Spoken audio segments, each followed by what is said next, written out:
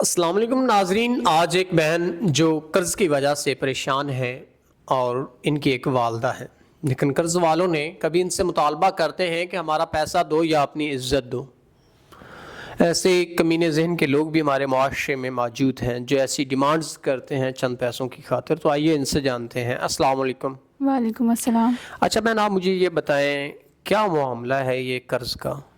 میری والدہ نے کچھ قرض لیا ہوا تھا اور قرضے والے ہمیں آ کر ذلیل کرتے ہیں، ہر روز آتے ہیں اور ہمارا تماشا لگاتے ہیں اور کہتے ہیں کہ اپنی عزت پیسے دو یا اپنی عزت دو، اور ہم بہت بے بس ہیں۔ ہمارے تو پاس آپ نے ان کو یہ نہیں کہا کہ ہم آپ کا قرض آہستہ آہستہ لوٹا دیں گے، ہمارے پاس اتنے وسائل نہیں ہیں جو ہم آپ کا ارجنٹ قرضہ اتار سکیں؟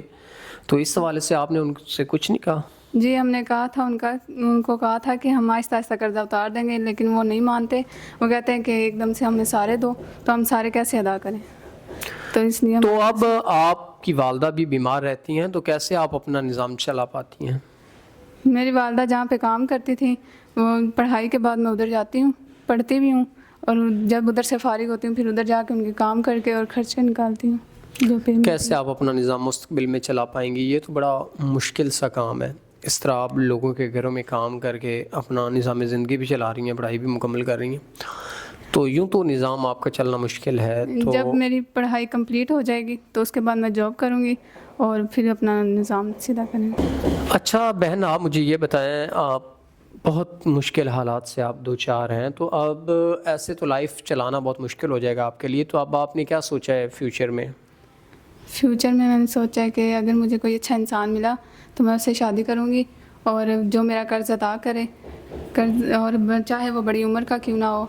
تو مین کہ آپ کو کوئی اعتراض نہیں ہے، آپ کا جسٹ یہی مطالبہ ہے کہ وہ انسان اچھا ہو جی جو آپ کا قرض وغیرہ اتار سکے، آپ کی ضروریات، آپ کی والدہ کی ضروریات کو پورا کر سکے، جی تو آپ کو کوئی اعتراض نہ ہے۔ نہیں۔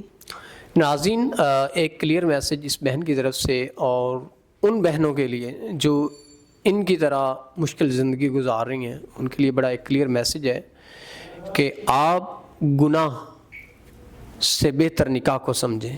اس طرح آپ اپنی لائف کو بہتر طریقے سے سروائیو کر پائیں گی اور گناہ سے بچ پائیں گی، اور امید کرتے ہیں کہ آپ ان کے قرض کے حوالے سے ان کے ساتھ سنسیئر ہو کے ان کا قرض اتار کے ان سے نکاح کریں گے تاکہ یہ عزت کی زندگی گزار سکے۔ اسی کے ساتھ اپنے میزبان نواب احمد کو دیں اجازت۔ خدا حافظ۔